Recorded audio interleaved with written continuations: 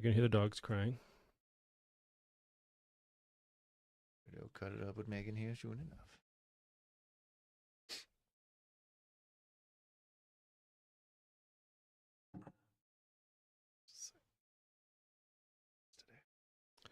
No problem. It breaks my heart every time.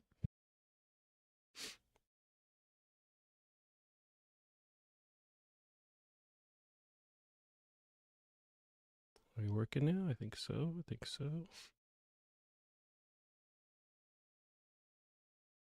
Already got running. We are live. What is up, everyone? Welcome to the Plastic Cards Podcast show where we bring you the news, video game news, every week, once a month. I'm Fonzie. I'm joined by Gavin Jones. Gavin, how the heck are you? You know, I'm good, but I just realized something as we were starting. I saw my little avatar guy there. Yeah. We might need to change that haircut. Yeah, if I can't pull it up without switching screens. Yeah. But yeah, that was a good 4 years. I think it was even taken from a picture that was earlier. It was 4 years ago, and I think in the last year, like my hair quickly went to white. Like I see it more as blonde. Like I honestly don't think that's how I see it. But that's not the comments I get. Is your beard, when you do let it grow, is it still? It's got some like it's getting the old man like hairs coming out sideways. I see stuff, but yeah, I'm getting some gray, but just in the beard, not really in the hair. Actually, in the hair, yeah, too. Yeah, I'm no different than you. Yeah, the more I think about it. Your color for as long as you can. Yeah, 100%. Yeah, Veroni, how you been? I've been good. Things are good. I found an exciting fact about the place we live that will excite you probably a little bit. So I decided on Netflix they have this documentary on American Gladiator. Do you remember this when we were kids? Oh yeah, for sure. I always wanted to be in that. It looked so fun. Well, after this you will not, because these guys were beating the fuck out of contestants. They were like all roid raged out, and they're like, yeah, and like they only accepted like in their tryouts the people that were just like brutal. Like one guy took a guy, slammed him on the head, broke his like skull, and he's just like, yeah, you got the pot. Whoa. So what are they slamming him on? Because like the floor. Concrete. Okay, but this was just their trial. They're like, we're gonna try you guys out in a parking lot.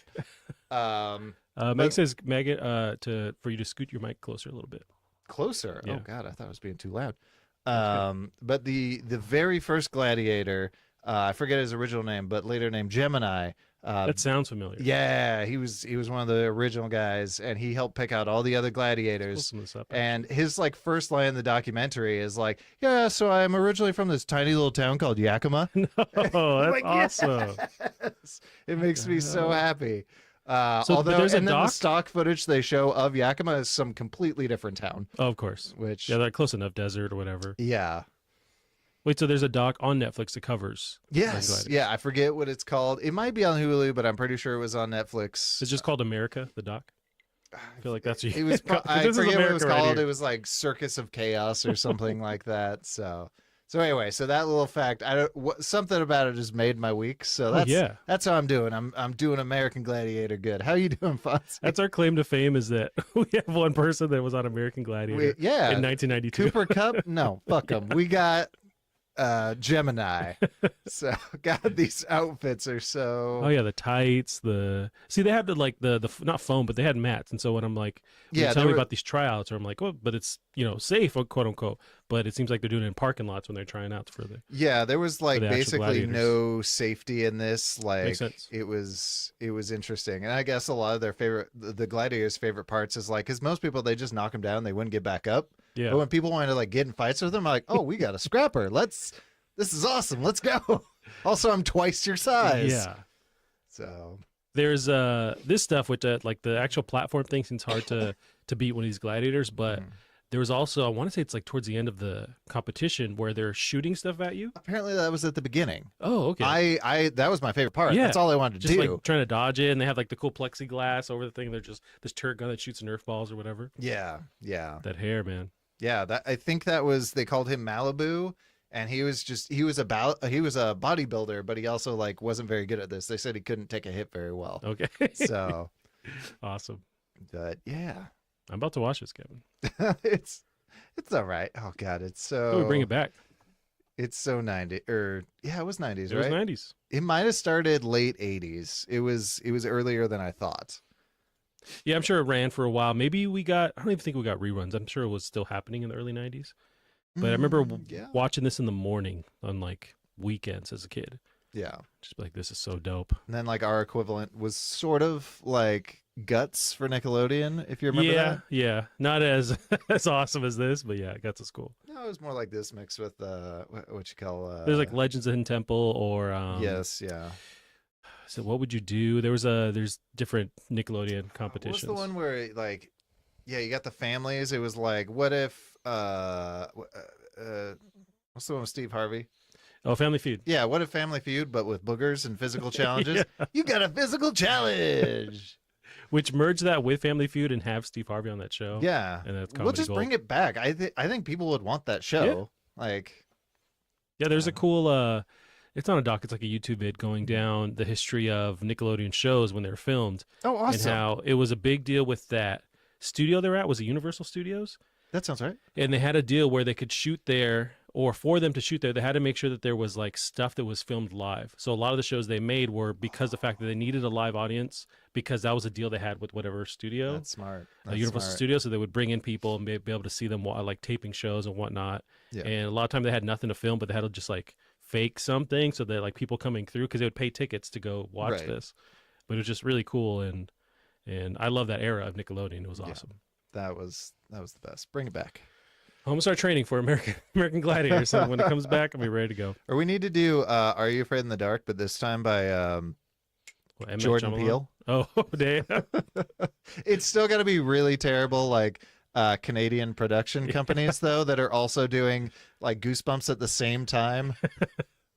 That'd be awesome. Yeah, no, I'd be And that's down a for that. funny idea, but also that could actually work. Like having him, because he does like really adult, scary stuff. Yeah, But having him go like, hey, actually make it with a kid angle. It's like, okay, like, Yeah. like not dumb it down, but like play with that fear differently. I'm sure he would still knock it out of the park, Yeah. because anything he does is awesome. yeah. Or do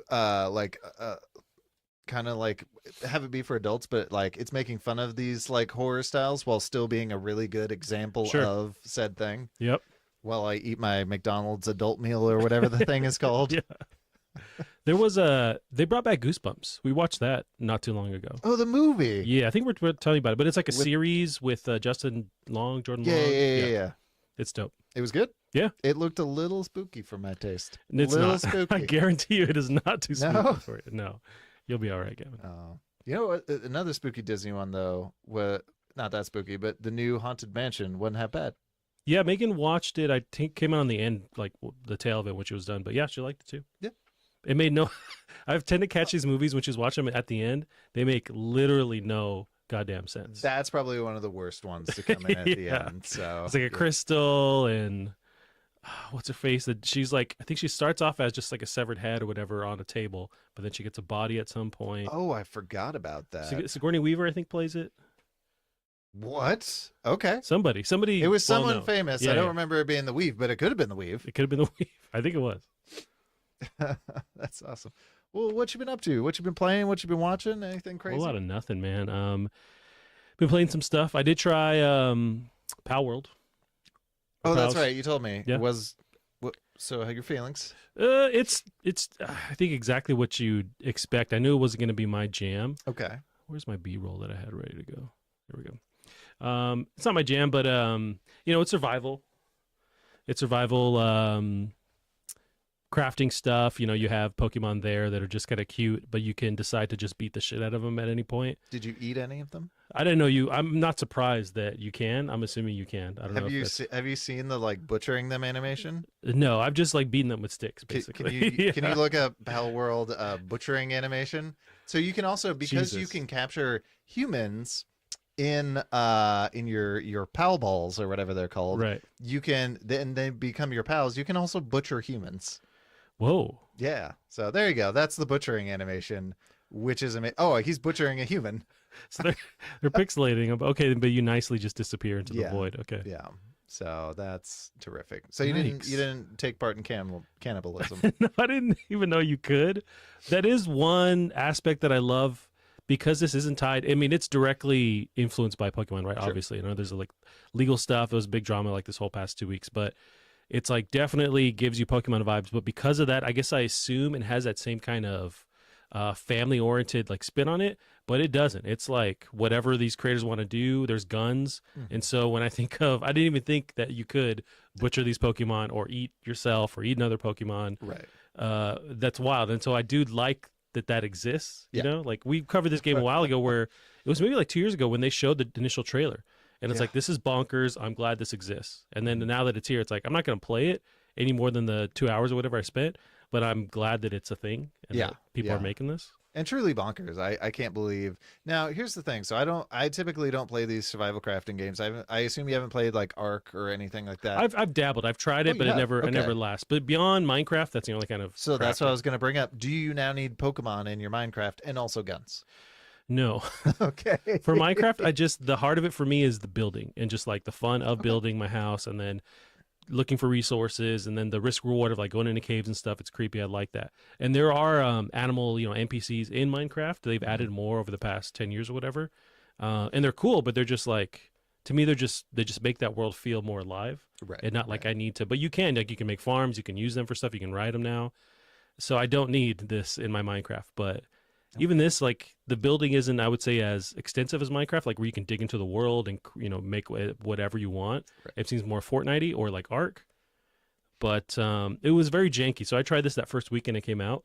Sure. On Xbox, it was definitely different from PC. So at least it was on Game Pass, so I could swap between the PC and the Xbox version. Right. And it was just like really not optimized on Xbox. Okay. But on PC, it was, it worked great. Well, you've also got a tank of a PC over there. Yeah, luckily now, it's back to the overblown build that I have now. So it ran well and it was, no issues. But it was just weird to see that. This guy is ripped as fuck. He has just this like, I don't know how to describe this face, like Nickelodeon cartoon face, and he's just jacked, ready to go. Magic Mike over here. Yeah, absolutely. That's what I would do. Yeah, that's 100% what I do. I always tend to make thick chicks, and thank the Lord in Power World you can make thick chicks. You can go arms clipping through, Yeah. all on the sides. Yeah, that's when I give him the salute. I'm like, okay, you know what? I could do that in this game. That's a 10 out of 10 for me. Yeah. You can choose any color you want, like person, the hair color, like all kinds of stuff. It's up to you. Did you get far enough in to get a gun? No, and it seemed like so. Did you even play the game if there's no guns? That's the thing. For me early on, the crafting stuff seems so daunting. Like you can start crafting, making stuff pretty simple, but Right. the idea of like extrapolating that for how long it would take to get some kind of gun, I was like, this is not doable in the weekend that I'm willing to give it. But I'm assuming that you can, and maybe it's not as hard as I thought it was. It's a ways in there. Interesting. And then it's like a was the muzzle vibe I loader got. too that you literally have to load. Oh, like a musket or something? Yeah. Like, okay. Gotcha. So you gotta put some time. Did you not give this any thought to play it? Because you have Game Pass, right?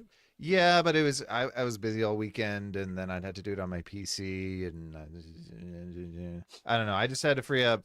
We got some people near where I live that want to play Fortnite, and I'm like, all right, I'll download the fucking game, but it's 100 gigs. Yeah, it's a lot. So That's a lot. I gotta delete Cyberpunk, which I'm like, oh, I'm gonna play it, but I've been saying I'm gonna play the new expansion for I don't know how many months now. So. I think the way you handle memory on your PC is a good analogy for how you live your life, it seems like, because you don't, knowing you don't. I don't know where this is going. Follow but me it's here. correct. It's correct. We're gonna go on a trip here. Knowing you don't spend beyond your means. You're very practical, Okay. and so with a PC, you can fucking get another hard drive. You and can I should. They're delete reasonably stuff. You know what I priced. mean? But it's always a big task for you in your brain. For like, I gotta figure this out. I gotta find room. But it's like it's really not that bad. But it's more of like it's just you as a person. You like to make sure that you're not like overextending or something. Sure. But I even also with have data, an 8 terabyte hard drive. well, on then my why are you PC. worrying about this? I could just load a little slower. I don't need my Pal World to be loading at whatever. But it doesn't matter. Yeah. Okay, so but you did play some Fortnite. What'd you think? I did not. I didn't have Jesus any time Christ. this weekend. I was playing around a little bit with Unreal Engine though, because I'm getting like the itch. I just got to get over my burnout to get back into it because it's tough. Like I feel like it's physically tough for me to code anymore because that burnout was so strong when I got burnt out. At least with UE5, and I take a different angle where it's like I need whatever kind of game engine a game that lets you create, say, like Dreams on PlayStation. I like the stuff that's graphics heavy, where it's user friendly. You can move stuff physically around and see it. And do you think you benefit from something that you can go in and code behind the scenes, or something you can actually see stuff in real time, or a mix of both?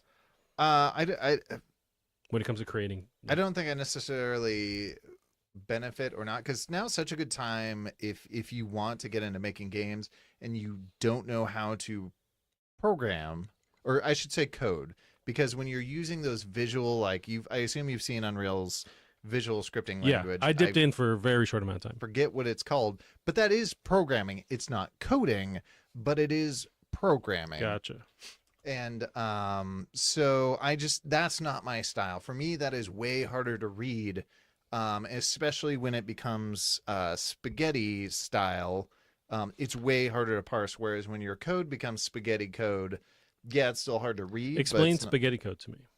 Is that where there's the boxes and there's lines going to these boxes? I've seen various codes like that. Yeah, but that term comes from programming, where you're trying to read this code and it's just like, what? And then I gotta go down here and then what the okay. It's poorly formatted, and that's a lot easier to clean up. Whereas with that's what it's called, blueprint. There's only so much you can do to clean that up. Interesting. But yeah, I got to do it. I got to get in there. And the other cool thing is there's so much free assets, and Unreal has paid a tremendous amount of money, fired a lot of people to do it, but they've paid a tremendous amount of money to be giving away new assets I don't know if it's every week or every month. Okay. So especially the people who have had it for a long time, you just keep collecting them. You want to make a forest? All right, I'm going to take all my stuff and I'm just going to put it together. And now that they have the what do you call it, the high detailed stuff, what's that called? I'm blanking on it, but I know I've heard that term before. So now you don't really got to worry about a lot of stuff like that. So people are just, I don't know, they're just going to build and they're going to put stuff together. And so there's never been a better time to get into. You tried it a bit, or you're still like? I was trying to play around with the programming side of it and the C++. So that's where I'd like to go. Personally, but yeah, so I didn't have any time to play games. Well, that's not true. I've been playing, like, when I have 5 minutes, I've been playing Majora's Mask on the 3DS. Ooh, okay, yeah. And it's my comfort food game, and I haven't played it in forever, and it's just so. That's one I've yet to play. I wouldn't do it now. It's, if you didn't play it when you were a kid, you're gonna come back and think this is just clunky as shit. Yeah. I can still get into that mindset. Like, I loved Ocarina. Oh, so then never mind. You probably could. I know it's a different. There's like a time aspect, blah blah blah. But it's one that just passed me by, and I never jumped into it. And who knows if they'll ever revisit that, because there's so many Zeldas. At least they're starting to like go and remaster, I guess, various old games. Like there's the Island one, the Zelda Island one that I'm blanking on the name. That was Link's a GBA. Awakening. Link's Awakening, yeah. Yeah. There's that one, and they're starting to go back into the well and remaster. So, but I think it's gonna be wild. I wouldn't hold my breath for Ocarina or a Majora remaster, but yeah, that's cool. So you're jumping into that. Yeah, I don't know what it is lately, but I've just been like going down the time loop rabbit hole. Like last night, I couldn't figure out something to watch, and I watched a short film called, I think it's called Two Distant People or something, which is a short film. It's 30 minutes. It's on Netflix, but it's like this guy, he's trying to get home from his like one night stand, and this cop keeps killing him. Okay. And like he resets or whatever. Yeah, he resets at the one night stand, and it's a really cool film. It'd be nice if it had a fucking ending. Okay. Because it sets up an ending, and it's like, oh, by the way, you don't get one. Yeah. Black Lives Matter walks out. And I'm like, wait, that's cool and all. Say their name, but also give me the ending. I would like the ending, please. It's the ambiguous where it's like it's up to you to kind of decide what happens, kind of thing, or not no, even that. It just is like, no, I'm gonna walk away, and the camera's not gonna follow. Okay. Like, fuck. Okay. Interesting. Yeah, it was good though. But it just blue balls. Yeah. I hear you. You haven't watched anything like crazy awesome that I can think of lately? We'll go down these rabbit holes of The Office, but they have the super fan episodes, which are extended, or it's basically like the full episode before they cut it for TV. Right. I've been going through that, and it's fun. Like seeing little bits that they didn't make it. Yeah. Nothing. I do really want to see that new Godzilla -1. I hear it's great. Yeah. It's definitely on my list. I don't know if it's still in theaters. I'll probably just wait till like it comes out, but it looks awesome. Well, if you want to see it, I was Yeah. thinking about making the offer this week. It's I'm jacked to see it. I heard I think Damon Hatfield referred to it as a really good movie that just happens to have Godzilla in it, which That's awesome. And I saw that they got nominated for at least some kind of Academy Award. Maybe just in visual effects or on whatever. a But shoestring budget of like Yeah. 4 million or something tiny like Wow. that for a movie like this. So that's awesome. that's insane. I can't imagine competing with the big boys on. Yeah. Yeah, and that's where like you mentioned UE5, it's like you can create, movie level visual effects on that engine alone. So it's like you can do it if you know what you're doing. Yeah, it's never all this stuff. There's never been a better time. Yeah. I'm too dumb to Now, do if any of we it, all but- weren't so poor, like that's the problem on top of it. Yeah. Yeah.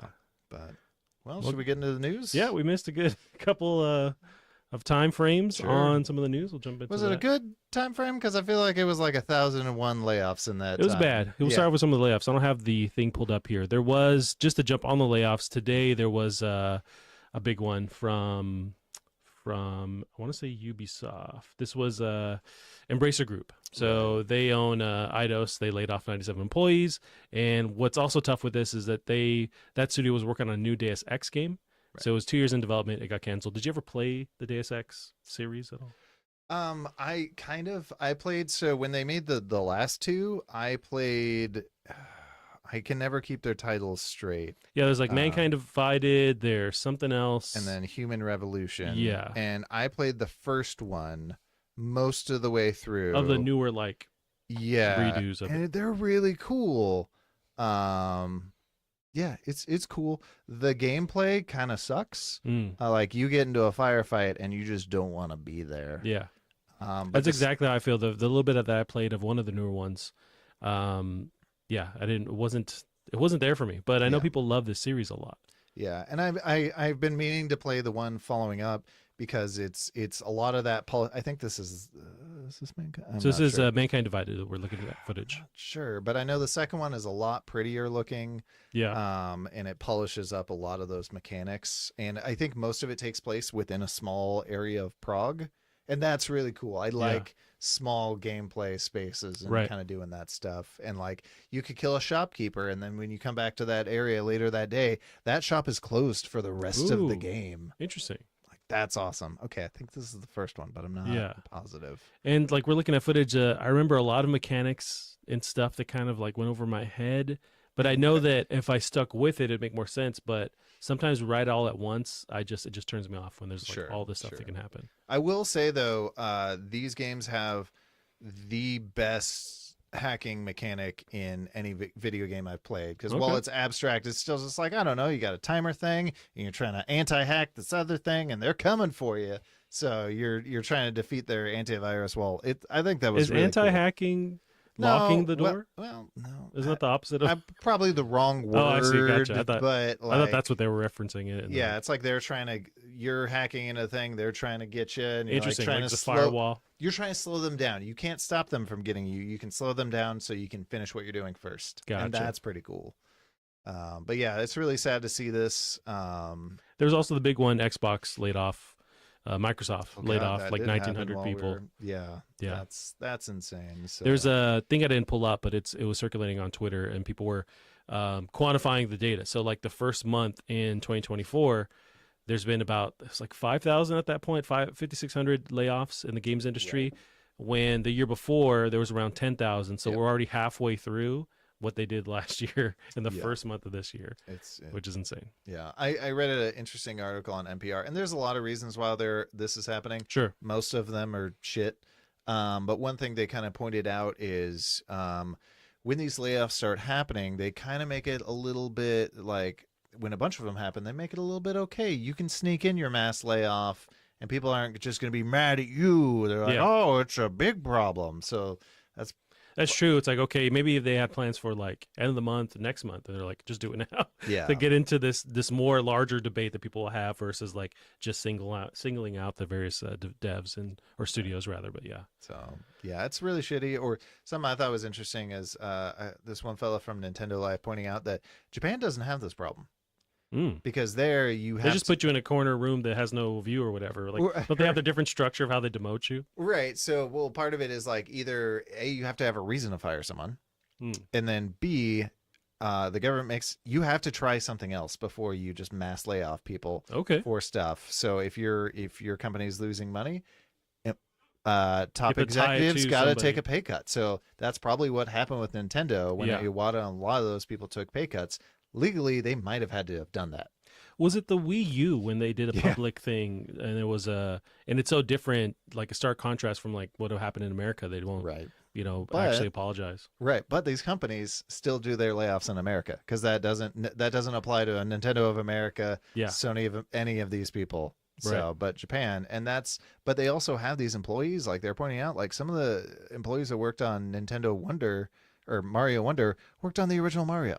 Wow. Like, because there are so many rules to protect these employees, they stick around, and that also makes a lot of these employee base better. You have that veteran presence, and also the ability to teach the new employees from your veteran presence. So, right, and cool. Especially at least in America, in the game dev world, and with studios, there's a lot of turnover, and why you wouldn't want that, right? You'd want to keep people happy at their job, even if it means paying them more. I understand that at a higher level, it's like you have whatever budget you need to keep in mind. That makes sense to me. But also it's like there's an argument for keeping these people that are trained, that are intelligent on what they're doing, keeping them there happy so that you don't have to retrain people coming in. I feel like that would lose you money.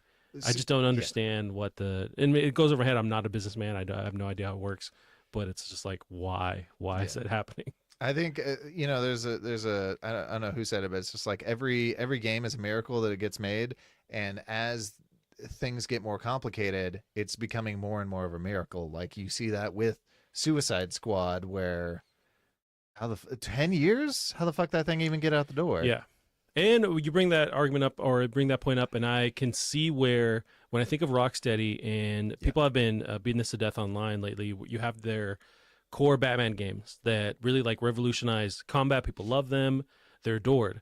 And then you have them announce this, which is like them trying to just jump on a wave of what's popular with like live service games, with stuff that's Fortnite-y, flashy. Chase all the trends from 5 years ago. Right. Yeah, exactly, from 5 years ago. But I can see where when you bring that up with how risky it is in game development, with how crazy expensive these budgets are, where it's like there's less chances you can take on that level. So you got to go for what on paper would make you money, which is Suicide Squad. So it makes more sense to me now with that lens.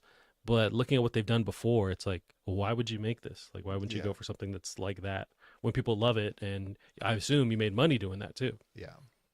So we'll switch over to. We'll let you finish your point, but we'll switch over to Suicide Squad. That happened. It's happening. It came out this week. In not early access, but like early release for people that pre-ordered.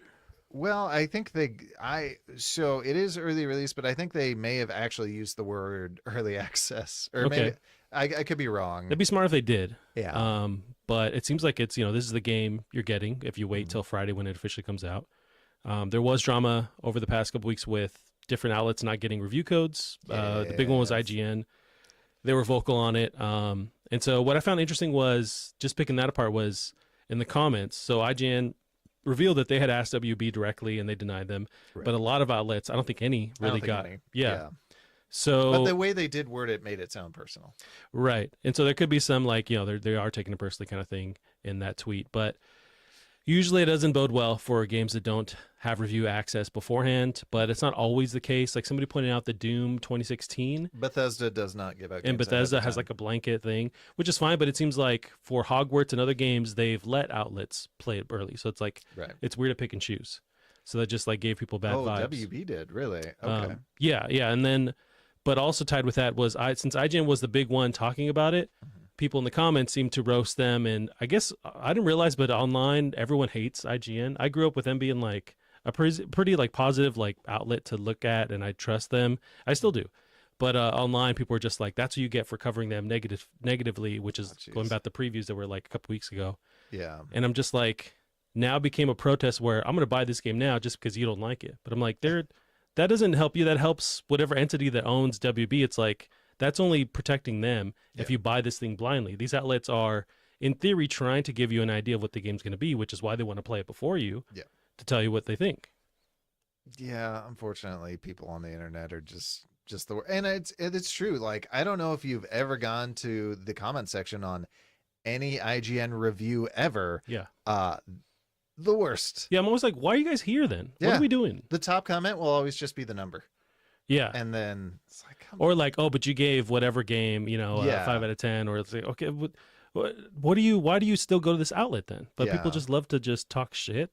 I think IGN though has been kind of the punching bag since kind of forever, especially once they became very successful. Yeah, they're the biggest. I would argue they're the Yeah. biggest one out there for sure. That's Yeah. still alive. That's still running today. But I would also wouldn't say that you can't criticize them. You absolutely can and should. Sure. It's just like it should go both ways. You should be criticizing the actual companies that own these devs, these studios. I don't put any flack towards the studio as far as like when it comes to review codes. This is often like a publisher thing. It's like they're trying to protect their 100%. IP. They want to make sure. So even when they were like, we're not going to give this to anybody, I can even get that because that's their job to be like, we're going to protect this thing to try and make sales. The dev doesn't give a shit. And they're maybe not even a part of that conversation. They're just making the game. It's handing off to somebody else to handle how review codes happen and who gets to see it and what. Yeah. So there's just a lot of moving parts, but it's just like to be angry at the people that are trying to tell you what they think to help you decide beforehand. It seems bonkers to me to be angry at them. Yeah. But yeah, no, it's. Do you it's have any ridiculous. desire to play this? I kind of do now. I've been watching a fair amount of streamers play it. I think the one thing that annoys me is when I'm watching it, it's like 3 minutes of gameplay, 2 minutes of cutscenes, 3 minutes of gameplay, 2 minutes of cutscenes, and that's where a lot of this money went here. And this, I wonder if the face tech looks very similar to Mortal Kombat. So I wonder if that team kind of helped them out and gave them this really fantastic face tech. That's true. That's WB still too, right? Yeah, but some of the gameplay in this looks kind of fun. One guy was whipping around on King Shark, and he can just go from like floor level to 12th floor and then like a high slam jump, back down. Or Deadshot's like poorly functioning jetpack looks kind of fun. It seems like it's a struggle for him to stay in the air. Yeah. So you land and then Harley you has slide the Spider-Man swing with her thing. Yeah. Right. I haven't seen anyone use that, so at least it looks like we maybe have some fun movement mechanics. So I'd give it a shot. It does look fun. Like that's one thing that I can't deny with the gameplay is like it looks fun. It looks like there is a focus on movement, on always moving. It almost gives me the vibes of like not Insomniac now, but like oh god, what's their last one before Spider-Man? Sunset Overdrive. Sunset Overdrive. I did get some vibes, especially with Deadshot, because of the way he's like bouncing around different stuff. He can't stay in the air for forever. Yeah. So I'm getting some of those vibes too. Yeah, I can see that. There was a lot of people roasting them when the previews came out with the HUD and like all the different stuff popping up on screen and these different meters and like things you're unlocking and currency. And it's like that for sure turns me off. But like if they can balance that, but also it's like, I'll look at other gameplay and it's not that bad. So it's like if people are picking the worst time to like take a snapshot and show like this is what the game looks like 24/7. It's like, that's not the case. Yeah. I guess the other thing that does bug me a little bit about the maybe this is more fun when you're playing it, but it seems like every mission is go to an area, defend it for however many minutes or survive so many waves, and then cutscene and or go to the next area to do that again. Like we're gonna need some good mission variety here, and I worry that they don't have it. Right, that's gonna be the legs of this thing, is because it's a live service game, right? So it's like you finish your campaign and then they want you to keep playing the game. Like that's what they've banked on. So what's going to be there? Does the gameplay get stale after a while? Is there enough challenge missions? I know they've announced some of the DLC that'll come up by, like there's the Joker thing coming out eventually, which is cool, but it's like, what is the gameplay loop fun enough to keep going if it's not going to be its own single player campaign? I don't know. I also question like, what was the delay? Because I thought the delay would be like, okay, we're going to tear out all this live service stuff that people hate. That's all there. Yeah. It looks the same visually too. So is this just in a way worse state? Like, could this have been an absolute clusterfuck if it came out a year ago? Because now it's a mild clusterfuck. Yeah. Now it's just like mixed controversy. Because you're right. It was about a year that they pushed it. Yeah. And they were pretty close to releasing at that point. And it was like the Halo Infinite kind of situation where they said, okay, we're listening to the community, we hear you, but then what comes out is still the same thing. Maybe it was just more bug stuff. where it's just like we just have a lot of bugs under the hood that we need to work on. Isn't that what like Destiny would do with a lot of their stuff? It's like, yeah, we hear you. We're still gonna do what the fuck we were gonna do beforehand. We still need to make money or make this profitable or whatever. Yeah. Yeah, it's interesting. And we were talking about the layoffs and stuff. And you think about a AAA studio like Rocksteady, they're known for Batman. They're a big deal, but there was something in the news recently about some of the founding members of Rocksteady finding their own studio. So a lot of these studios now, as they evolve, whatever made them what they're synonymous for, they end up just like moving and doing their own thing. So it's like you kind of can't expect the same level from them if stuff has changed, which stuff often changes with these studios. Yeah, and that's what we were talking about a little bit before the stream, and we were seeing a lot of that, especially now that we have these layoffs. And I almost wonder sometimes with these layoffs if it's less cruel to just shutter the studio than to lay off a bunch of people and then maybe eventually shutter it. Because you saw like Volition just got shut down. Well, Volition just opened up the people from Volition just opened up a new studio. Gotcha. Or we're seeing, or sometimes people just leaving because the work environment sucks. Like a lot of the people at who made Redfall. It's Arcane. Austin or whatever. Arcane Austin. They fucked off and went over to Wolfeye Studio, and we're seeing a lot of that. So hopefully, this is really shitty. Like this is not an upside, but maybe as a slight upside of this, these people can come together and get their own studios that maybe won't treat them like shit. I think if there's any silver lining for the mass layoff stuff that's happening now is the fact that there seems to be more studios than ever, and that's just me talking straight out of my ass. But like with I don't think it is. Well, with every week that goes by, it's always like the new studio from X devs from blah blah blah. It's like it's always happening. Yeah. And so maybe there's still jobs for these. I'm assuming there's still jobs for these people to go to. So hopefully they can find the studio that's gonna value their talent and keep them. And it seems like it's not a part of these like really big AAA studios.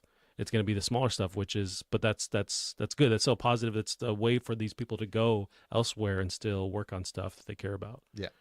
But yeah, it's interesting. I mean, going back to Suicide Squad, I did try the beta that came out, the pre-alpha or whatever. Right. That came out, and I didn't like the start of it. We talked about that. Like that seemed slow. Yeah. It seems like that carried over to the game.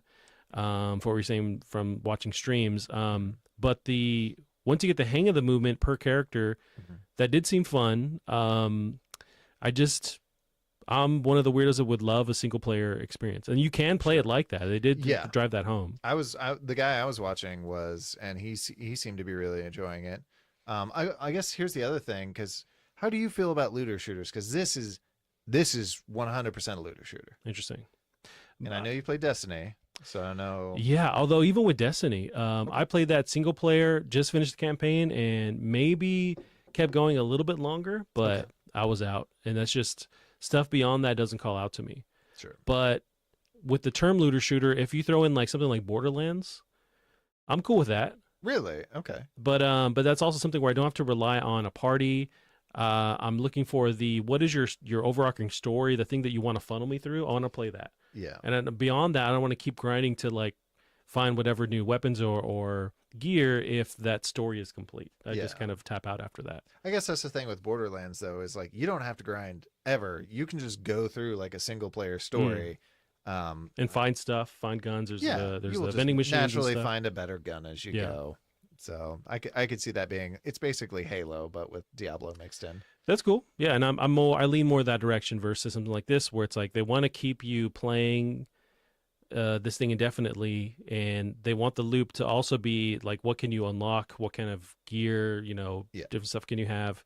And that's just not my vibe. Now, is this on Game Pass? Now I don't know. I could see this thing quickly getting there. But also it depends on what this first week looks like for actual sales. Okay. If it does gangbusters, then I think it's it's gonna be a while before we see a sale or like a Game Pass thing. But is it 70? I think it is still a full retail $70. Like I want to play it, but I'm not sure I want to pay it. From what I've seen, even on PC, it was 70. Okay. Yeah. We'll see. I mean, it's still yet to officially come out, so we'll see what the sales look like. Because it could be they're sitting on something that's highly profitable. Like there was that last game in the Batman universe, which was Batman Gotham Knights. That one Oh, did yeah. commercially well. Even though Did there was it a lot of really? there was a lot of Okay. drama or like mixed reviews with that game, but it did commercially well. So this I could see this one also doing that too. Yeah. That was an interesting, that reminds me of a statement I saw. I don't know if you have this in your article, but Tencent put out like a statement or something today talking about they weren't happy with last year because I guess this last year, like all these studios are just like doing gangbusters, crazy, awesome titles. And Tencent was like, we're just treading water. It's Mm. like, As this Tencent feels its game business achieved nothing during yeah, 2023, but like, they own a stake in like everything at this yeah, point. literally everything. Hmm. So Maybe they didn't see the growth they wanted, or these are what are they Saudi Arabia investors for Tencent, or is it Chinese investors? I believe they're Chinese. Okay. Saudia was. That's another group that's Well, in gaming. Saudis were backing Embracer. Okay, So that's gotcha. where that guy was getting all his money from. Gotcha. Maybe with Tencent, if it's a Chinese company or Chinese funders, they're looking at the potential rise in gaming and they're just like, okay, throw money on it. We want to see a return on investment. And they don't see that, astronomical return. They're like, hey, this isn't profitable. But really, it's like, it's a slow rise. Although it is a big rise every year, it's still crazy profitable for gaming as a whole. But maybe it's just like, well, we wanted to make 20 billion. But it's like, okay, well, chill, dude. That's my concern is that they're going to pull a Square Enix, whereas Square Enix, like, what? It only made $2 million? Like, cut it. Or Embracer, like we're talking about them with Eidos. That's how they lost Eidos. Yeah. They had them and they bought just tons of studios over the past couple of years, and now it's like it's catching up to them where it's like, okay, we can't keep this afloat. Why the fuck did you buy all these studios? Just because you could, I guess. They thought more money was coming, and then that deal fell through. Right. So, Well, Gav, we'll move on here. Some Switch rumors. always switch rumors. Yep.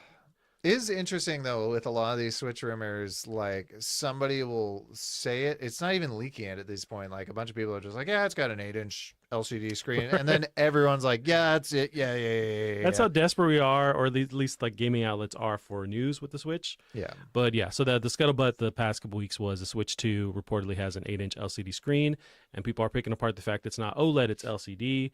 Yeah. It seems like the future is OLED, but not really, right? So that's one I would push back on. You have the Valve Steam Deck has an OLED model. Even Switch has an OLED model, but they're slightly more expensive to produce. And so it seems like they're still trying to balance, like, how do we make a profit off of this versus like leaning towards the future. Right. And then Nintendo is notorious for like bare bones hardware, it seems like, but also like battery life is really important to them. So it seems like with LCD, they would lean that way. Yeah, I think OLED, I believe, is better for your battery. Okay, then what are we doing here? Throw an OLED on that Switch They're too. more expensive, and Nintendo is perpetually 5 years behind. So, but they do strike a good balance with like keeping it affordable. Like I think of like the original Game Boy. Yeah, there's all these once they were the big thing on the market. There was a lot of these competitors making something that was more powerful, better screen, blah blah blah, better graphics, but the battery life always sucked, or it was way more expensive. Right. And Game Boy kept trucking along because they kept those things as their core, focus of affordability and battery life. And it seems like with Switch, they can't shake that. They're continuing on with that. And some of those bets don't necessarily pay off. I didn't realize that the Virtual Boy was red only because it'd be too expensive to do all three colors. I did not know that. I just thought that was just like the limit of that technology at that point. Yeah, I wonder if it actually would have been more popular if you had all actual color. How much? Can you look up real quick? How much did the fucking Virtual Boy cost? Yeah. How much? In all caps. No, you got to continue in all caps. That's how you look. I had it said, and I can't look at it. So 179. Oh, now in 1995 for like a thing with 8 games, and Lord knows those were probably expensive. Now it's $180 in 1995. Let's look at inflation. Oh God, yeah. I didn't realize how much some of this stuff cost when we were kids. Like my coworkers telling me that Street Fighter 2 or whatever, when it came out for the Super Nintendo, was $100. Yeah, a lot of that's one thing that went past our heads, because I think as kids we look back, it's like our parents hated us; they wouldn't buy us any games. Exactly. But really, they were actually like they weren't just like following the $50, $40 model that we have today. It's like they fluctuate. A lot of them were different prices. The struggle bus was worse back then, apparently. So Virtual Boy now would be $357. Fucking. Which, if you look at like the Oculus, they would go for about $300-$400. So it's in line with that. I'll buy an Oculus. But that is a good amount of change now. Yeah. I did not know about the Virtual Boy. That's pretty cool. Yeah, that was pretty funny. I think that was a Did You Know or whatever those things are Gotcha. called. But Yeah, go back to Switch 2. So we have that as the potential, the 8-inch screen. But also what was floating around was, this was maybe 2 weeks ago, and I texted you at the time. So Game Shark, which was, they're known for making these peripherals for unlocking cheat codes on like the Super Nintendo, Sega Genesis. They still survive. They're a company now, but they're called AI Shark, and they're focused on like, not hacks, but like AI generated stuff that helps you be better at games. I don't know how that works. I read that and I still don't know what that means. No, if it's not cheating, I don't know what they're actually doing. That's not going to get no one's going to on. beat them to the market because no one knows what the fuck it is. Yeah. Now they are the ones who potentially leaked a date for the Switch 2, which would be September. Yeah. They rolled it back and said like, oh, some kind of like just press release covering all the corners. But if that's to be believed, which I lean more towards this being real because these outlets mess up all the time, especially one that like doesn't realize that they're gonna mess something up. I think of like the Xbox not redacted, like legal form that happened a couple of months ago. But I could see September release for this. It's still before holiday. Yep. This original Switch released, it was like spring, like it was way before the holiday season. Okay. Yeah, I feel like it was February, March, something like that. It was a good while. I'm stealing a theory from IGN of I think it makes a lot of sense that time was already rumored. Okay. These people are coming back out of nowhere. They're trying to grab a little free press, pretend to leak it. Who would hack the system like that than a company called fucking Game Shark? Yeah.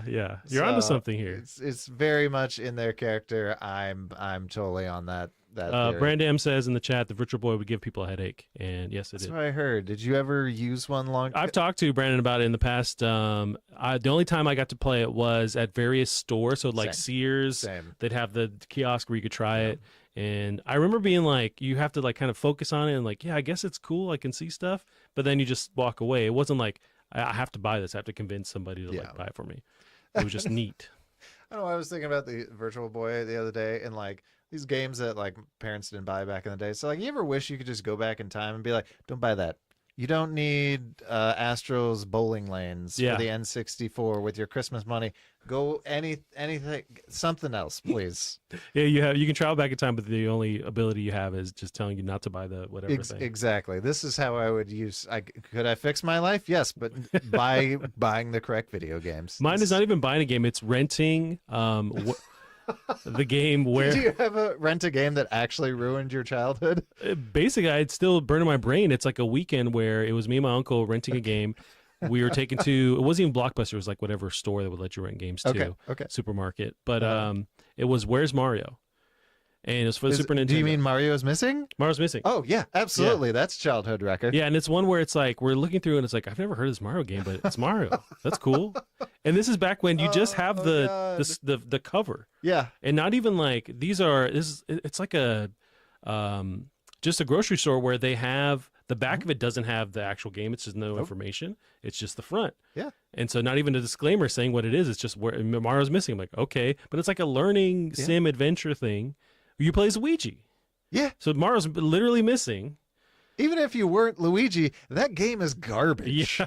It is terrible. It could be hentai on it. It'd still be a bad game. I do remember. Now, I can't remember if it was Mario's Missing or there was another one of that style. But did you get to the like first person stage where you're like surfing on a Yoshi? No, that would be awesome. Yeah, it was like really cool. On a Super Nintendo, they did that? Yeah, I was using Mode 7 and everything. This game also I thought was interesting, came out on PC. That's where I played Mario's Missing and or whatever the one that's almost exactly like it. Yeah. And couldn't figure out jack shit. God. And it's like he's all over the world, right? So you have to like, it's history trivia or like, geography related trivia and stuff. There's questions you have to answer. It's so funny that you mentioned hentai because this looks like something on like newgrounds.com back in the day. This would be like a fan game that someone would make. And like the whole goal is and see, they trick you because I love Super Mario. Sure. That's still one of my favorite games of all time. And they're using those images, those sprites to like, try and trick you basically as a kid into thinking you're playing Mario. That was 100% on purpose. There's no way that any of this trickery was an accident. Is there not a certain first person? I don't know. Yeah, It might have been another one person. like that. Oh, hold on. Right in there, I think it's a little bit. I'm scrolling through. He's just in a city this entire time, side scrolling. Mother. Okay. Maybe it's at the hump here. Maybe that's what people want to Hump. see. Oh, whoa! So, This is the boss battle? semi-boss battle. Oh, okay. You have to solve math problems to jump, I think. In this one. Yes. See, that was the sad thing. Is Math Blaster was more fun than these games. Oh, I love me some Math Blaster. Math Blaster. Let me tell you. And I suck at math, so it was really a heartache for me as a kid because like I want to play this game, but I'm so terrible, and it's not doing what it's trying to do and like teach me math. So that actually did, because I was bad at math, and I really wanted to play those games though. So it did help with Math Blaster. Or what was? Did you ever play Number Muncher? No. God, that was a weird one. That is one of my favorite movies, but I've never played Number that game. Muncher? It's my favorite porn. Oh, dude, Math Blaster was something else. And we had a bunch of like IMAX or whatever at the time at school. And yeah, this is what it had. And if we were good, we got to play this. And so yeah, this you best was believe like, I was on point. I think there were times when like I would stay late after class to play.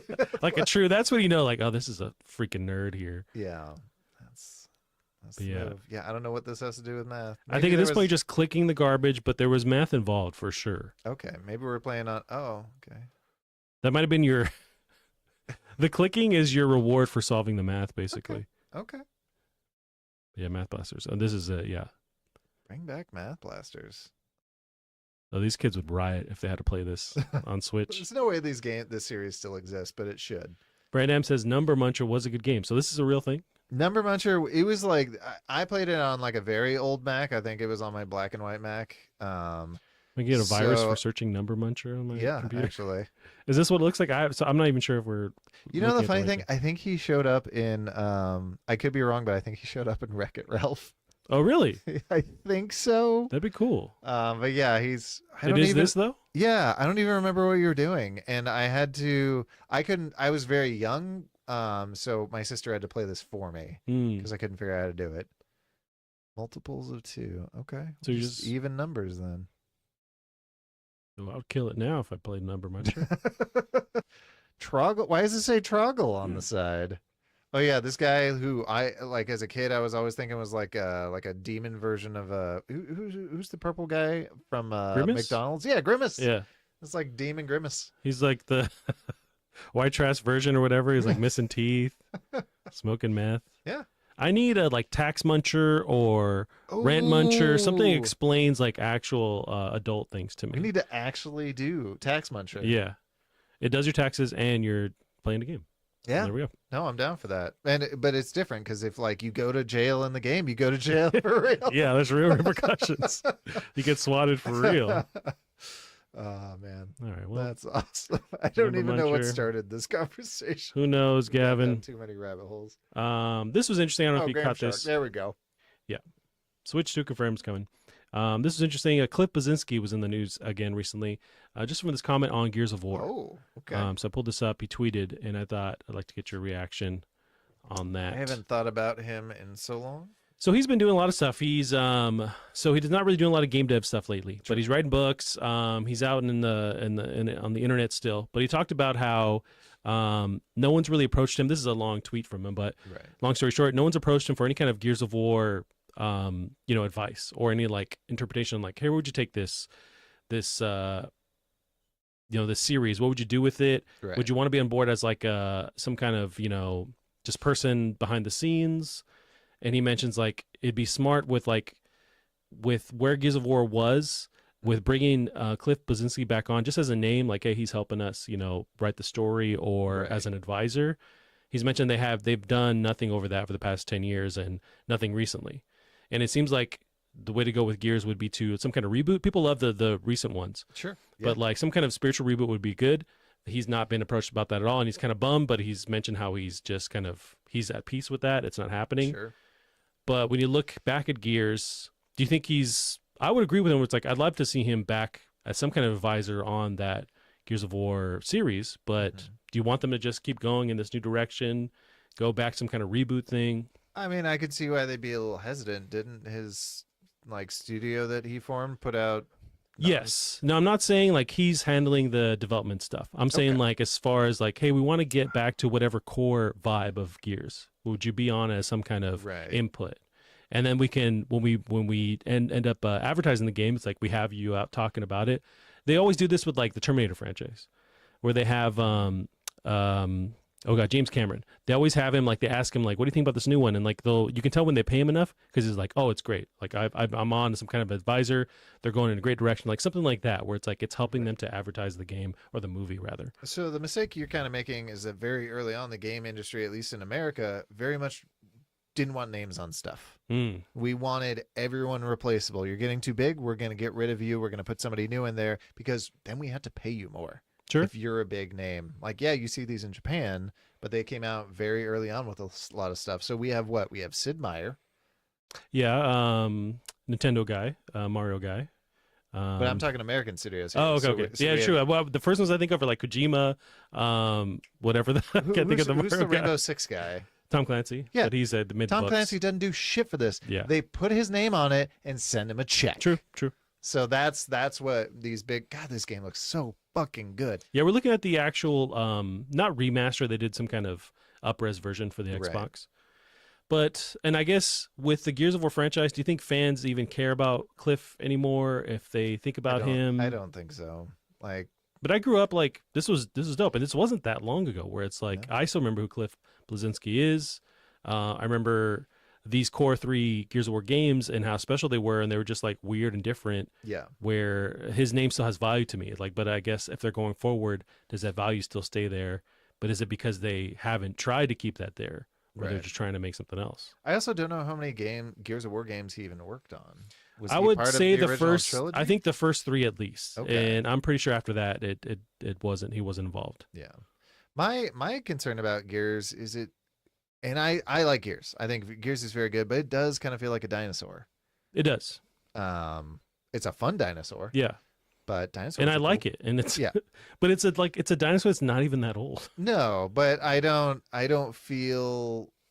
And in a world where everyone's trying to follow Call of Duty, Fortnite, why not lean harder into this that was different? Yeah. You know, and they're still making a Gears behind the scenes for sure. Like the Coalition is definitely working on the next one.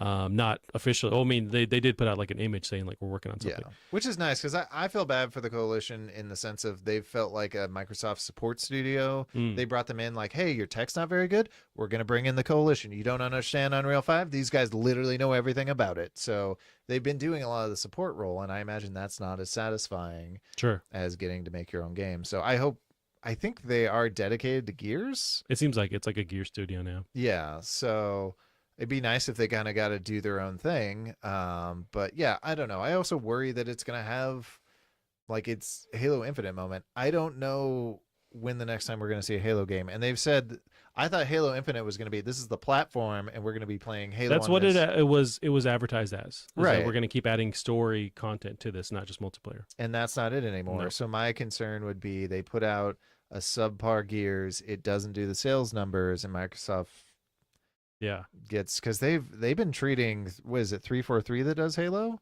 Yeah, they have not been treating them very well.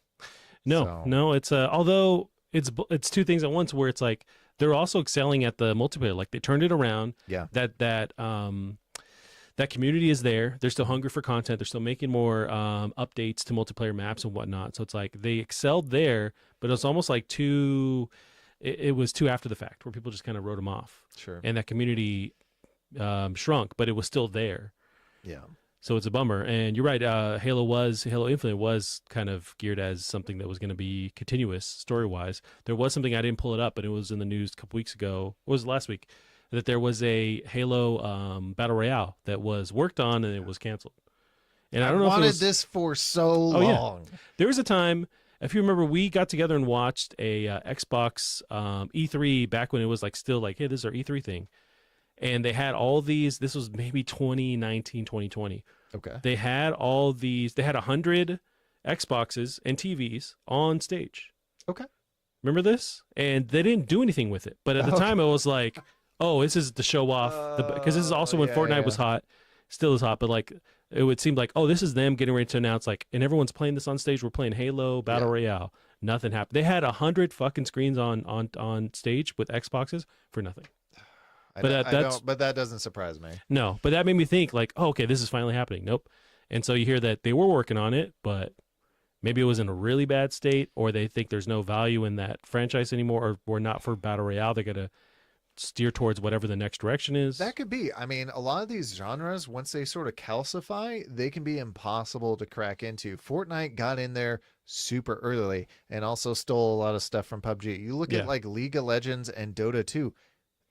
No other MOBA could get in there. Like even some really good one, like Smite is barely hanging on. Like it's once these genres calcify, because you really only need so many. Yeah, although don't tell that to any other studio because they're all trying to crack in. They all think like, but it might work for me, and then they make their attempt. Well, but don't worry, the next Batman game is going to be a battle royale. Now it might work. Now I think if you wait long enough, you wait for the king to fall off, then there's your chance. Like as people get tired of stuff like Call of Duty, or Fortnite, then there's your chance to jump in. They could bring back. Can you look up on YouTube Gotham City Imposters? They just bring this back. Was that a PC thing? It was like an arena shooter. I think it was on consoles too, but it was an arena shooter based in the Batman. But no one's actual like Batman or the villains. You're all like wannabes, and let's see some gameplay. But yeah, this isn't old, right? This seems familiar. It's super old. Yeah, it's gone. Oh, but 12 years ago is when the trailer went up. Okay, well, we're making me feel real old. I thought it wasn't. So this is their CG announcement thing. But what did the gameplay... So this is like, in Dark Knight when there was the guy that's like, I'm not wearing hockey pads. You get to play as hockey pads. Okay. So it's literally them just like following these various villains and heroes and fighting against each other. Yeah, I think it was just like an arena shooter. Gotcha. So, but I don't know. Interesting. Let's bring this back and make this a battle royale in that huge city. That was one thing we didn't mention about the new Batman game. That city is huge and super detailed, and you're like crazy up high. Like the draw distances are awesome. It's a great looking. The tech is there. It does look samey to me, if that's the right word. Absolutely. Where any point you're in the city, it's like besides that big floating alien thing in the sky, I don't know where the hell I would be at. Right. But it is highly detailed and like. It's not popping. Stuff isn't popping in from what I can tell. It's like it looks really good. Now, I might be able to sell you on it with a small spoiler. Mm-hmm. Are you okay with a small? You're spoiler telling me the Justice League die? Yes. Oh damn. Are you okay with a small spoiler? I can keep it to myself. All right. Spoilers. Stream. Don't pay attention for 2 seconds. Now, Sammy, what if there are multiple dimensions of it? Or altered verses, like maybe one's post-apocalyptic. And that changes the actual map. I've just seen one so far, but it was like everything's covered in sand. Half the buildings are torn down. Like this one, like the Snyder Batman future thing. Okay. Exactly, because right now they're mid-apocalypse. Yeah. Hopping to another one where the apocalypse has already happened and the characters are different. So like their Lex Luthor was different and had hair. Ooh. Like now, could this cool. be a way for them to keep the content going? So like you keep an incentive 100%. to keep playing? I think I forget who was saying it, but their theory is that's how like is this plot is insane. People are dying off. They're like destroying the DC universe with this one. Like that's probably also how they're gonna save it. Is it's multiverse. All this got flipped around, but it's how they're bringing in. I don't know if you saw the Joker. I did see the announcement of the Joker DLC, but yeah, he's gonna be a playable character. And he's not Joker. He's like he never made it to super villain status. Gotcha. That's super neat. Yeah. I think his voice is going to annoy the shit out of people. I'm fine with it, but I get it if he's annoying to you. That's interesting, and I haven't heard, and maybe because it's like spoilery, but I haven't heard any outlets talk about that, or they're just barely playing the game. They're barely playing the game. So I don't think anyone's at endgame yet. But like, I wonder what that endgame looks like, because that's the real testament. It's like, how long are people going to keep playing this? But that gives you a way out. It's like some kind of interdimensional, thing that changes stuff so you keep playing the game. I did see, because one thing I was wondering about was it's called Kill the Justice League, but it's like, are you really going to kill them? Are you going to like put them in jail? But I've seen footage of them actually killing them, at least one character. Mm-hmm. So if you do that, how does that work? But if there's different dimensions, bang, bang, boom, you have a way to keep doing it. Interesting. Yeah. So Brandam says that the Gotham City Imposters was at PS2. That sounds like the right... Maybe PS3. This looks like PS3. I want to say it was, I think I was in college at the time, so I think it was borderline like PS2, PS3 era. Because this is when like you were starting to get a lot of arena shooters. People were futzing around with this stuff. So Yeah, I think Brandam says that because he still has a PS2 and only plays PS2. I mean, it's a great console. Yeah, it is. No, it It's is. one of the best of all Just time. gotta get with the times. You know what I'm saying? And I'm saying, yeah, let's move on. Here's some bad news. So Metroid Prime 4. The reason why I bring this up. Bad news. I don't know what's going on with this. The what's reason why, if I find we're like, on the 5-year anniversary. Of we when are. They This announced is the. Yeah, this is why I bring this up because maybe not bad, but it's also not. It's just a bummer. So this was a couple days ago. We marked the 5-year anniversary of Nintendo announcing the reboot of the Metroid Prime development. So they gave the project to Retro 5 years ago, right? 4 years ago, sorry. 5 years ago.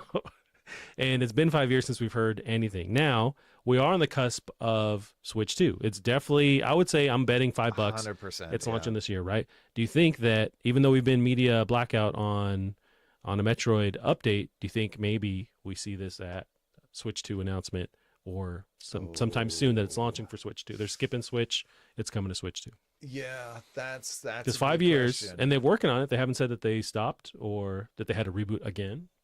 I'm gonna say maybe not for. I think the initial announcement's gonna be pretty simple, like just like, hey, here's the Switch 2, here's a couple of features, and I think when they do the like a little closer to launch, here's the big.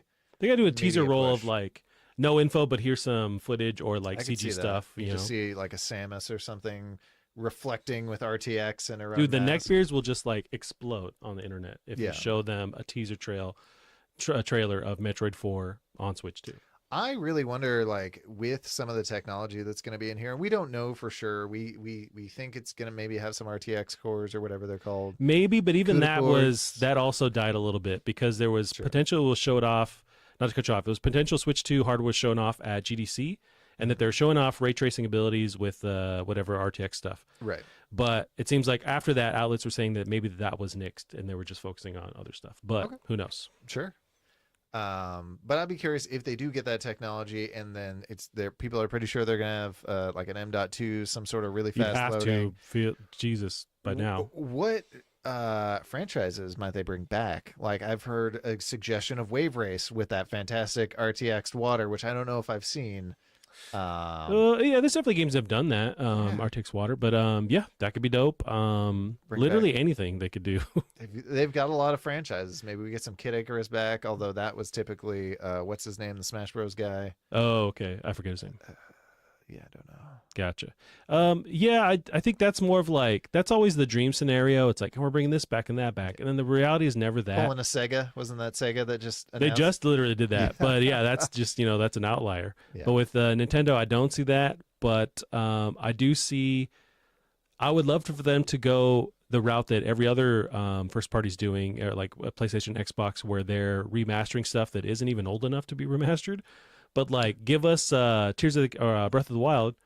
Let us see it on Switch too, because it's gonna happen. There was rumors that they were showing off an upgraded version of that on that Switch 2 hardware at GDC too. Yeah, I mean, I say it's gonna happen, but also we didn't get a Twilight Princess for the Switch, and that came out on the Wii U, and I'm pretty sure that's almost the same hardware. So what are we doing here, guys? Yeah, I don't understand. I don't think we have a Wind Waker for the Switch either. What reality is this? Was that Wind Waker one for Wii? The remake they did? The remaster? I think it was for the Wii U. Wii U? Okay. So I don't. Yeah. Yeah, I think you're right about that. But to be fair, that team was like testing out when they made that. It was like testing out a new engine for Breath of the Wild. Oh, okay. So I don't know. Now you mentioned the RTX stuff that they could potentially do. That reminds me, around that time, this is maybe 2 weeks ago, 3 weeks ago. There was a bunch of these memes, so I didn't catch them all. Right. But they were all making fun of. People were complaining that whatever rumored hardware of the Switch 2 would be, they're like, oh, it's going to be an Xbox or a PS4. It's like, that's so old. But then they're like showing screenshots of PS4 games like Ghost of Tsushima was one big one, where it's like, that's still crazy, awesome hardware. Where it's like you can make stuff look amazing that's better than Switch. So it's like, why would you poo-poo that even though it's, a generation behind? Or you look at like, I forget who did it. It might have been not Corridor Digital, but Digital Foundry did like side by sides of Last of Us. What was it, Part 2 compared to Last of Us Part 2 remaster or whatever just came out? It's the same. It's the same picture. Yeah. Yeah, that one is tough. It's literally the same, But that's also Naughty Dog, and they are the king of yeah, this. and they always push, especially like when it's a game on the last bit of that generation. Like Last of Us, the original, was on the tail end of the PS3, and it pushed it to the absolute max. So it had the legs to keep standing. Yep. And then Last of Us 2, I think it's 3 years old, 4 years old. Yeah, it's not even old. Yeah, so it's like they just carried over the same thing, and it still looks beautiful. But yeah, so we'll see. I think massive improvement. Yeah, it sucks, but it was never going to be like. No, That's it's Nintendo. Nintendo has decided that their position in the household is your second console. We're fine if you're not your first, but we're going to be everyone's second. Yep. And we're going to price it that way. Accordingly. They're going to focus on battery life, affordability, the actual first party games. That's always been their strong suit, and they're going to keep doing it. Yeah. But I'm excited. Yeah. Gavin, I pulled that up just to show you. It's been 5 years since any Metro Prime 4. Yeah. But that's plenty of time to finish it up. So yes, let's go retro. duty. Gavin, we have a state of play tomorrow. Sony has their first state of play of the year where they're going to show off some stuff. I forgot I was going to text that to you. Yeah, yes. But I'm sure you already. I don't have my B-roll here, but so what was interesting was over the weekend before they announced the state of play, they announced this Monday. Okay. Now, over the weekend prior, this leaked where a lot of outlets were covering the fact that some kind of synonymous leaker had tweeted that expect one on the 31st, the state of play. Okay. And in fact, that was the day that they announced that it was going to be happening. Some of the games that they tied to that were Rise of the Ronin, which is this game from Team Ninja. Is that the one with a lot of parrying? Yeah, and it's a game that it's already confirmed. It's just going to be, they're going to cover that on the state of play. Okay, looks cool. Yes. Now, Death Stranding 2, which has also been circulating, that we've had a kind of teaser trailer, which I just watched again recently. Okay. From a year ago. That we're going to see some footage on that. Final Fantasy VII Rebirth, which I know nothing about. I know people are now. I can't remember because there are two Final Fantasy VII stuff. There's like the part 2, disc 2, essentially, and then there's one that's just like, hey, what if the story went slightly different? What if Tifa didn't die? Interesting. Or Tifa, I think, is the one that lived. Anyway, somebody like they're changing who dies, who lives. Like, so is Rebirth that one or is it the other one? Now I would not know, so I would trust you. Okay. Now, Sonic Generations Remaster is an interesting one. What also helps this is in the past days. It's been not delisted from Steam, but Steam had a big Sonic Generation or Sonic sale, and that was the one game that was not on sale for some reason. Isn't Sonic Generations like a newer one? That one was from the PS3 360 era. That's when they go and kind of remaster these classic levels, and you can swap back between like new versions and old versions of it. So it's some kind of that remaster again is what maybe this game is going to be. Okay. All right. Now there's Silent Hill 2, which has been confirmed. Blooper Team is working on it. Now we haven't seen like your actual gameplay or anything like that. There's one of the rumors is it's going to be shown off there too. A new Metro game, Metro. Now, have you played any of the Metros at all? A bit, and they're always too like simmy for me, where it's like you gotta duct tape everything, and you're speaking Russian, and everything's radiated. It's like it's just too much for me. Metro Exodus, so fucking cool. I respect them, and they're always like pushing the tech. I really love that. Yeah. Now, one folder within this folder of leaks is that this Metro game is going to be a VR game, though. So maybe not. That's true. too spooky. Yeah, These games are scary. That'd be very intense. Ooh. And then Judas rounds out this state of play potentially. God, I hope Judas is good. For all the shit those devs have had to put up with, I really hope the game is at least good. I want to look at footage of Judas again. This last trailer. Oh, the trailer? Not footage, it's but the a cool trailer. Because I haven't watched it since was it a year ago? Was it Game Awards they showed this off? That seems right. Or this is maybe another state of play. Like a year ago. Yeah. But this is from Ken Levine, who's famous for the BioShock franchise. He has his new studio. They've just flashed a name and I forgot. It's a Ghost Story. Stories? Yeah. I love that this, like, you can't, like, this is a reflection here you're looking at in the window. You can't tell she puts her hand on it. I'm excited. I'm very curious with, like, the bad guys they have going on here. It seems like normally with the BioShock games, at least the first two and a little bit of the second one, you're pretty isolated for the most part. You're not really around interacting with these villains, but the interesting thing is like how the villains manipulate the environment and their cronies, whereas here you see like standing next to that guy, I assume this dog is for fast travel, you're probably standing next to this gal when you're doing something. So what does this kind of look like, especially with some of his like GDC talks where he talks about like narrative building blocks, which I don't know how that fits into this. So I'm excited. I just hope it's good and that he just didn't get stupidly ambitious. Yeah, so that looked like an NPC there too. Yeah. So you're gonna have, it's not just gonna be you. It's something like a Bioshock experience. Yeah. So very curious what Ken Levine does. He's a madman, but he has made some good games. He has. You got to give him credit. He's made some awesome games. I don't expect this thing coming out until 2025. I think we get that date is what I think, fair. And we get maybe another scissor reel like this, or a snippet of gameplay that's like uncut, basically gameplay. But I think they'll end it with 2025. I could see no gameplay. I could see it just sizzle reel because this game doesn't actually exist. Possibly. It looks really, really cool. I hope it's good. I really. And you get the vibes from Bioshock in there. Yeah. Yeah, it's just, and of course you have like the hand, powers, just like a Bioshock game. It looks very nuts. I really hope that rumor's true. And that's tomorrow? That's tomorrow. At what time? At 2 p.m. Come on, they can't do it on my lunch hour. I know. It's calling sick. 2 p.m. tomorrow. So we'll see, in fact, what actually is part of that. But that's that gives me more. It makes me think it's more credible, the fact that they predicted the actual date that the stream was going to happen before Sony, and these games tied to it. So we will see. It is interesting how we have these like consistent leakers. Like we have one for Nintendo where this guy is like, he'll give little hints for the direct every time, and they're always correct. So if we get these consistent. Also, sometimes I wonder too, like, is this just straight up Nintendo employees? Or like, all right, just tease. Right. Mario it's true. RPG. It's like advertising or promotion within the promotions, like all these levels to it. But I really hope Judas is here. Yes, me too. Gavin will end on this. I don't know if you caught this. No. Doom. What are we running on today? Doom running inside your tummy. So this is Lauren. I forgot about this. It's been circulating online. Some little info on this beforehand. Lauren Ramland, a PhD student at MIT, created her final project on her synthetic biology course, in which she showed how the game Doom could be displayed using gut bacteria. So long story short, they're adding biofluorescent proteins to bacteria, gut bacteria, under some kind of crazy microscope, and they can control the bacteria and create pixels with them. Right. The catch is it takes 70 minutes for this screen to refresh. Right. So you could just have flashes, but they're showing the potential of what you can do. And she clarifies too. She's like, to be fair, it's not actually running on bacteria. It's just displaying on bacteria. Yeah. So it's not like in your tummy, but it's very still different. But yeah. It's still a great flex for like the Doom meme of how things can run on Doom or what can run Doom. That's right. It's in black and white. Yeah, so it's black and white. That was the highest resolution. And we're seeing them kind of like quantify, okay, like how am I going to represent this screenshot as bacteria? And so it's a lot of jargon, but then basically turns into these they're pretty rough images, but they're, if you could see it in real time, like if it was actual frames, it's like it would look like something. Yeah.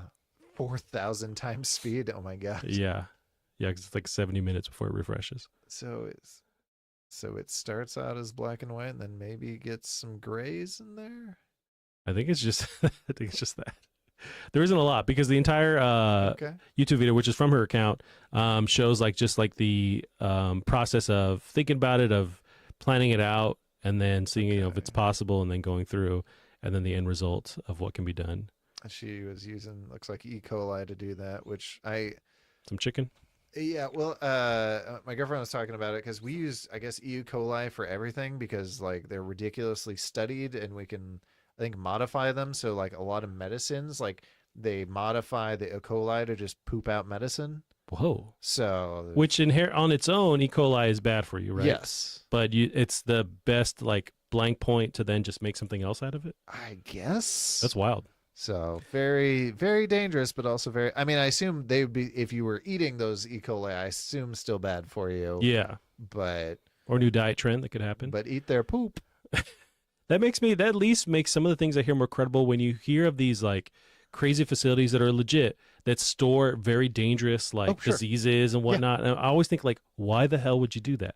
But they're researching it. They're figuring out ways, like you mentioned, on a higher level of that, where it's like we can take this crazy dangerous thing, but we can maybe tweak it to not end the world, but then it ends up doing that inevitably. But I can see the merit behind it. Yeah. It's just it always, ends up fucking shit up. But we'll keep trying. Well, AI will get there first and fuck it all up. So. Yes, interesting. Gavin, we'll end it there for the week. You can find us on Plastic Heart Pod on Twitter. Gavin, if you'll tell the it's called X now. I will never ever fucking call it. So dumb. HBO is HBO and Twitter's Twitter. Oh, I forget about that. I'll die on this hill. Gavin, if you tell the beautiful people out there, good night.